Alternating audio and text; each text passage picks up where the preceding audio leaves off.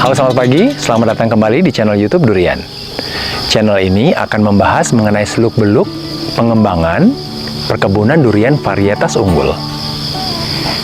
Kita akan melihat dari sudut pandang petani bagaimana seluk-beluk dan tata cara pengelolaan perkebunan durian ini. Gimana videonya? Yuk langsung kita lihat sama-sama.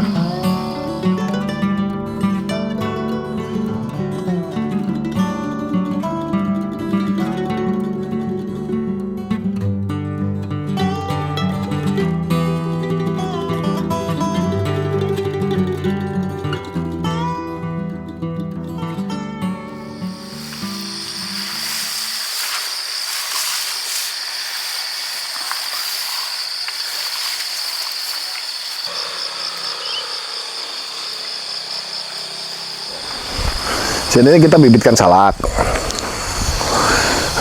Nanti kalau udah sekitar 5 daun baru kita tanam di lahan. Fungsinya untuk pagar pembatas. Jadi salak ini kan pohon durinya banyak. Babi hutan aja masuk takut, apalagi manusia, kira-kira gitu. Jadi fungsinya tanaman pagar ya, Pak? Tanaman pagar ini. Ya, kalau ada buahnya bisa dipanen lah, kira-kira sambil nanam. Tapi fungsi utamanya pagar. 20 hektar lebih ini kita pagari dengan tanaman salak. Ini bibit durian. Jadi masih kecil-kecil. Kita taruh supaya adaptasi dulu dan akarnya kuat baru kita tanam. Ini jenis apa nih, Pak? Sama. Nah, supaya dia lurus kita taruh lidi. Lidi aren ya. Jadi untuk dia pelintir dia nih, lidi aren. Supaya dia lurus ke atas. Ini jenis apa nih, Pak? Ini musangking, ada. Juga ya. Kalau ini ada bawor, ada duri hitam ya. Jadi cadangan.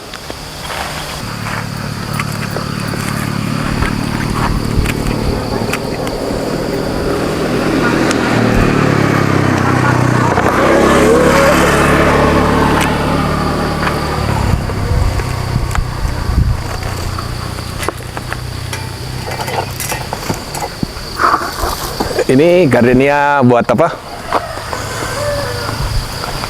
Buat supaya enak dilihat aja.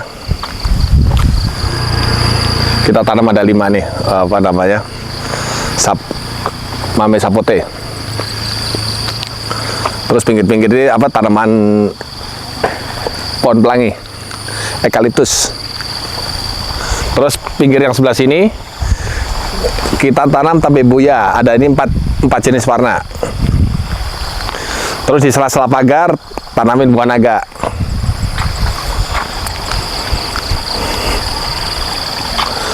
Terus di pinggir-pinggir nantepin kita tanamin aracis pintoy yang warna kuning-kuning ini.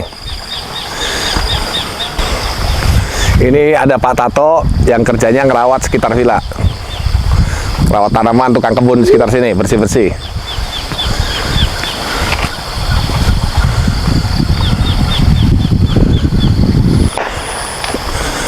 Nah, ini di di pinggir-pinggir ini sawah kita taruh durian juga, durian bawor itu yang bawah. Penggarapnya kita bikinin rumah di situ juga. Jadi sistemnya bagi hasil ya? Bagi hasil. Nah, ini jadi kita tanamin durian di sini. Jarak-jarak 10 meter. Kita tanam jarak 10 meter. Kita cuma taruh pupuk kohe itu di atas saja, nggak ditanam di tanah. Kita burabur di sekeliling durian.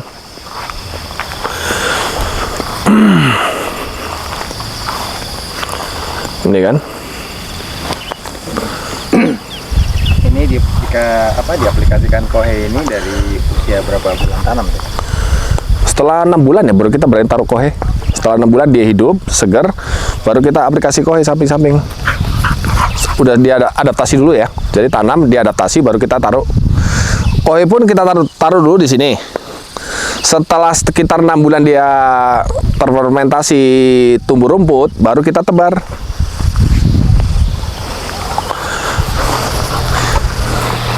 Dulu tanahnya sini kan tanah terasering, jadi apa? Tanahnya keputar. Jadi mau nggak mau kita banyak pakai ini, pakai kohe begini.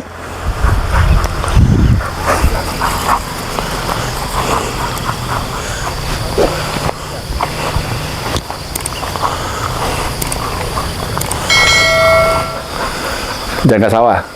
Tidur sendiri, Pak? Saranjang. Bisa ranjang ya. Terus masak siapa masakan? Yang pulang. Oh pulang makan, balik lagi ya. Jadi kita kasih pot, mereka tanam gini.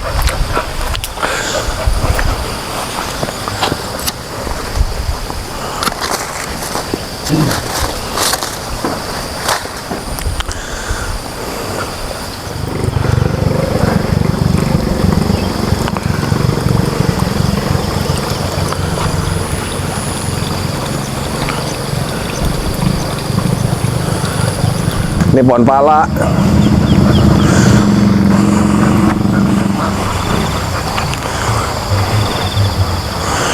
Bagian ini kita tanam macam-macam.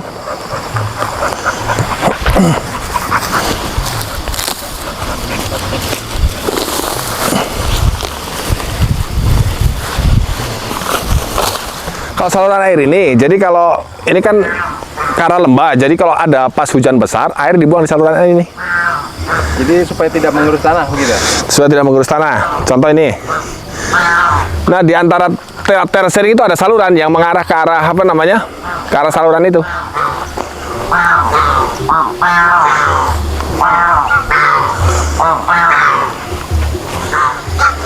Nah, itu angsa ada jagoannya itu satu tuh.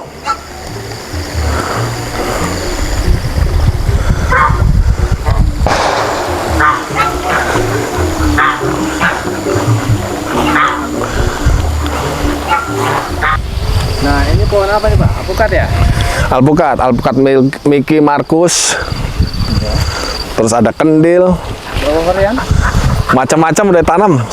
Tapi kebanyakan Mickey sih. Nah, Umur berapa nih, Pak? ini udah 1,5 tahun ya. Dari bibit 40 cm lah. Dan kita harus rajin pruning pucuknya. Supaya apa namanya? Cabangnya makin banyak.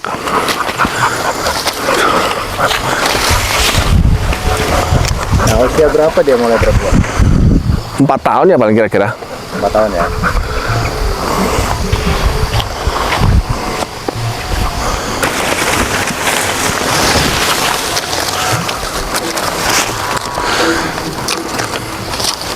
Alpukat perlu treatment ini nggak, Pak? Enggak sih, paling kita yang paling susah durian. Kalau kita udah bisa nanam durian, nanam apa aja udah pasti bisa. Kalau alpukat tancepin batang ke kubur aja masih hidup kok dia.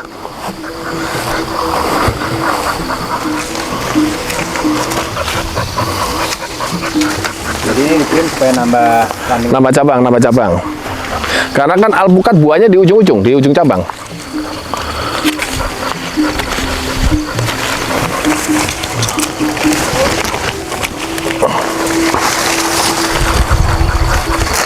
Ada berapa banyak pohon alpukat di sini, Pak? Alpukat ada 200-an. 200-an ya. 200-an. Lahannya untuk nanam alpukat berapa luasnya? Sekitar 2 hektar 2 hektar untuk alpukat saja. alpukat.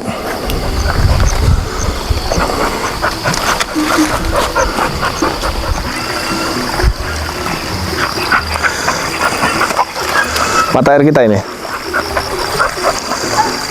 Ini Kita ngambil ini perlu dibor ya, Pak ya?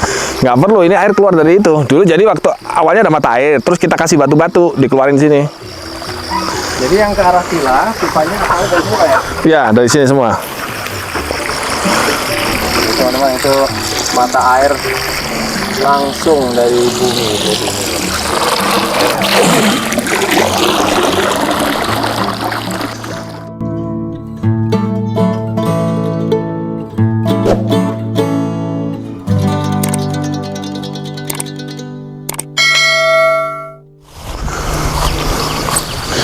Paling kita kurang-kurangin yang apa? Pembentukan cabang ya. Jadi kan dia harus putar 4 arah, terus ranting-ranting nggak kepake kita buang. Berapa kira-kira jarak dari antar ranting itu, Pak? Jadi ini pertama 4 arah, kedua antara dahan satu ke dahan satu ya sekitar 40 cm.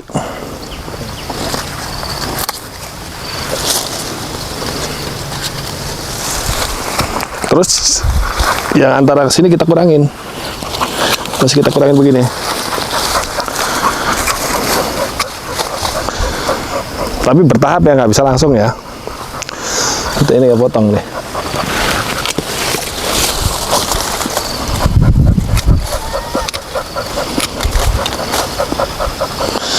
Kalau kita habis pruning, ya daun sampahnya kita taruh bawahnya aja, supaya jadi pupuk lagi.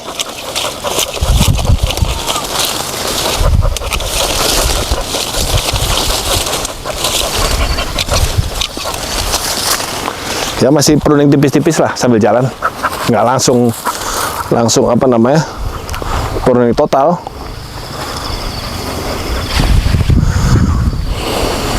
Ini sulaman ya, Pak? Ya, jadi masih tanam awal mati terus kita sulam. Oh. Dulu kita tanam bibit dari segini. Jadi ini dulu pernah patah ketimpa pohon. Nah ini patahannya, terus kita sisain satu buat dia nyusu. Nah setelah itu tumbuh dari bawahnya seperti ini.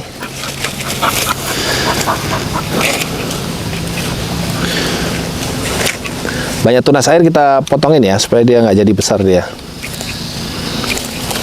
Nah ini.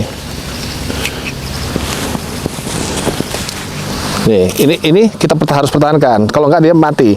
Jadi begitu kita ini buat nyusu, baru satu yang tunas air kita pertahankan jadi besar begini.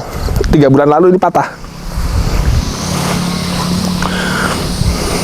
Nah, setelah dia besar nanti, ini baru kita potong. Kalau dia kuat, batang ini kan masih batang muda. Nanti kalau batang udah keras, baru kita potong yang ini. Yang di bawah ya? Di bawah supaya dia lurus ke atas. Lihat, udah 3 meteran kan? Ini waktu tanam 1,5 meter ya? Ya, sekarang udah 3 meteran. Itu berapa lama, Pak, sampai di tahap ini? Di 1,5 tahun udah 3 meter.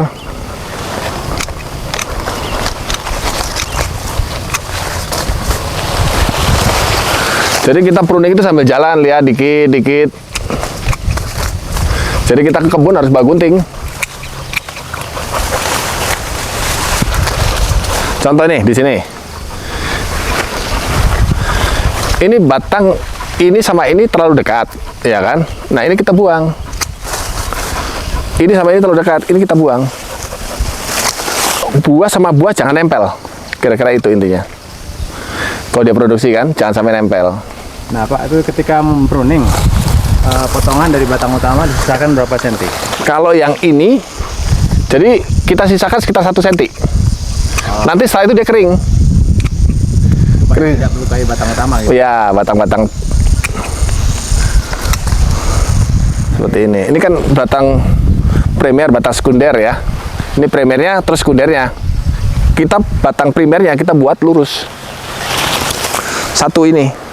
Setelah itu sekundernya, dari sekunder itu 50 cm kita bersihin daunnya. Karena disinilah bakal buah nantinya. Seperti ini.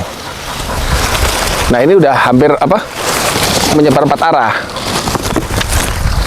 Jadi kita pruningnya pelan-pelan, dikit-dikit sampai jadi 4 arah.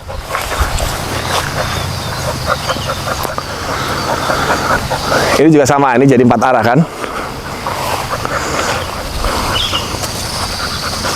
Kalau yang blok ini udah tanam duluan, jadi 1,5 tahun lalu udah tinggi-tinggi 3 meter lebih ya.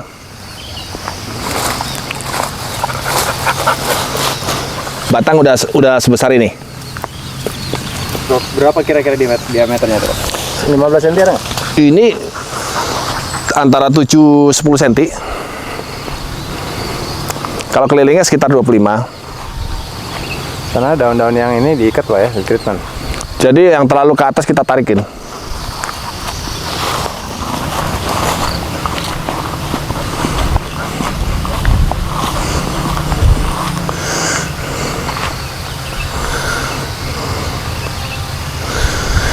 Di sini rumput liarnya subur karena kena apa namanya pupuk yang kita tabur di atas tadi.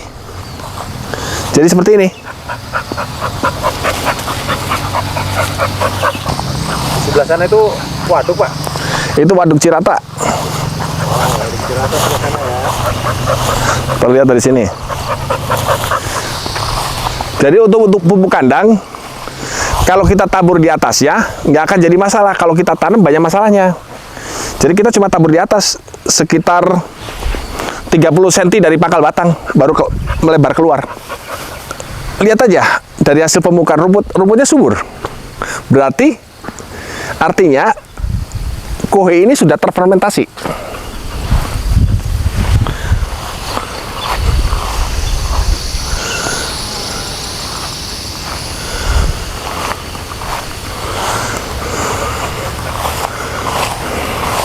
Kita rehat sejenak. Panas.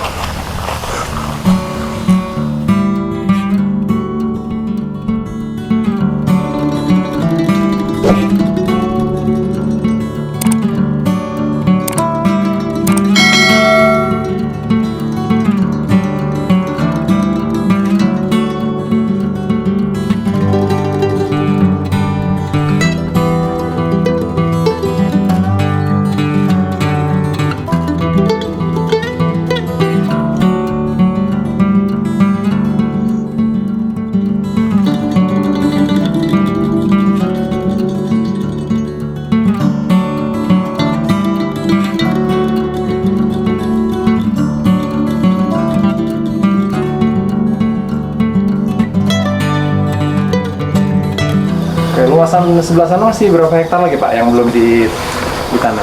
Ada 5 hektaran belum bisa dikerjain. Itu sudah mulai dibersihkan. Jadi sistem kerjanya bertahap ya? Ya.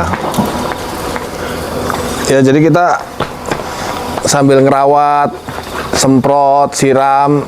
Kalau waktu luang baru kerjain apa namanya? Buka lahan baru gitu, nggak bisa langsung serempak. Pas nunggu hujan baru kita apa namanya? Baru kita tanam lagi supaya nggak terlalu repot nyiramnya. Nah, itu rencana kita bikin glamping ya, yang di pohon-pohon pinus itu. Yang sebelah sana ya? Ya.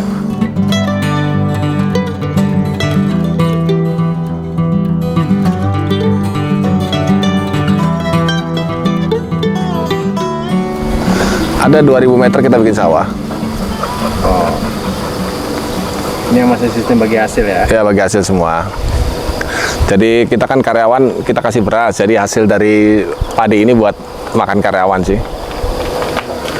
Lebih ke arah situ ya.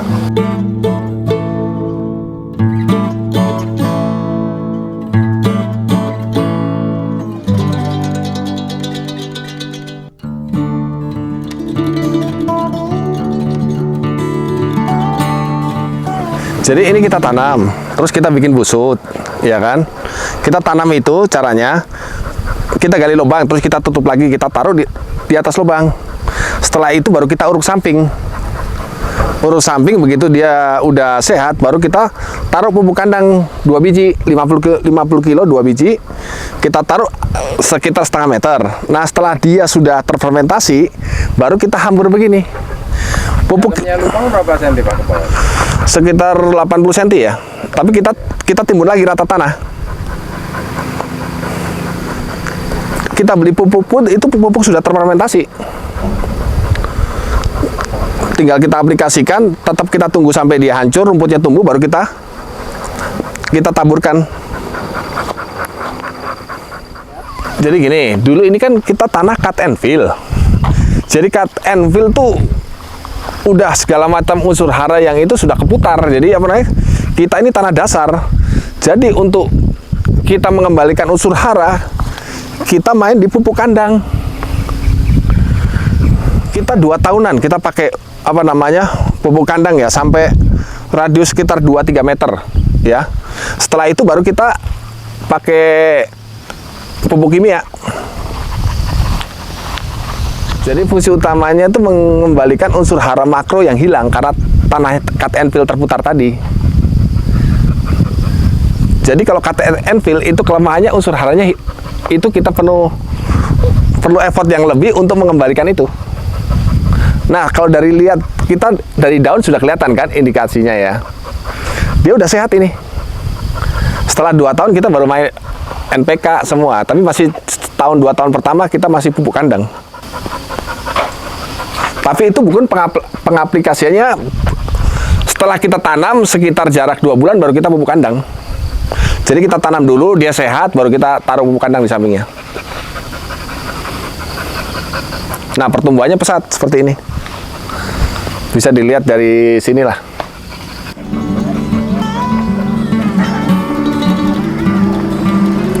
Jadi gimana caranya kebun itu rapi?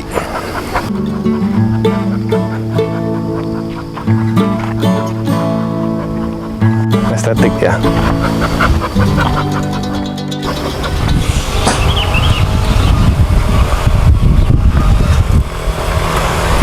Ya. Nah gitu. Itu maksud saya. Kalau 2 itu berlawan arah. Jadi lurus. Kalau kamu 2 nanti tambahin aja 2 terus berlawan arah. Ya. Jangan 2 terus sama begitu. Oh, dia miring-miring terus itu.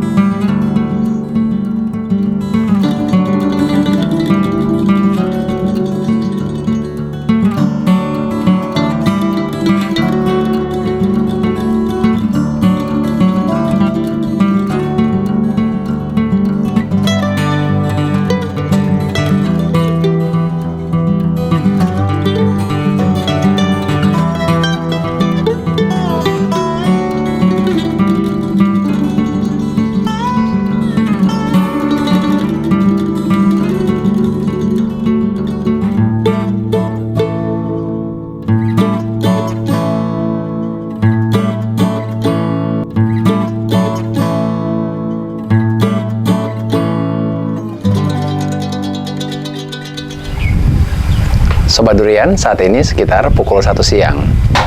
Suhu saat ini sekitar 28 hampir 29 derajat Celcius. Tapi anginnya sepoi-sepoi. Bawahnya pengen ngantuk. Nanti kita akan coba cek suhu malam harinya. Karena malamnya kita nginep di sini. Nah, nanti malam kita cek suhunya berapa ketika malam.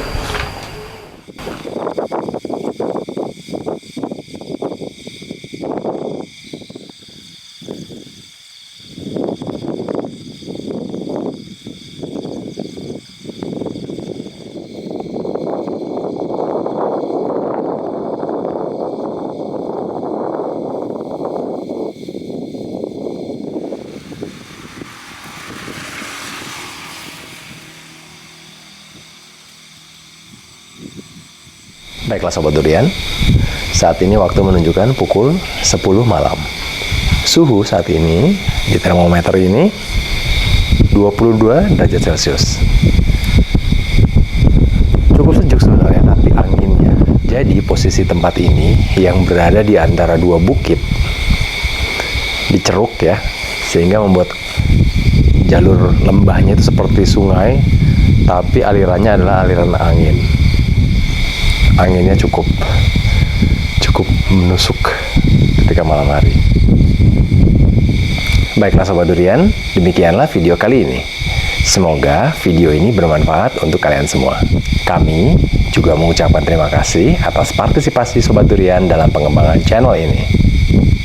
Jangan lupa untuk klik like, tinggalkan komentar, dan subscribe agar channel ini semakin berkembang. Kita akan jumpa lagi di video-video selanjutnya.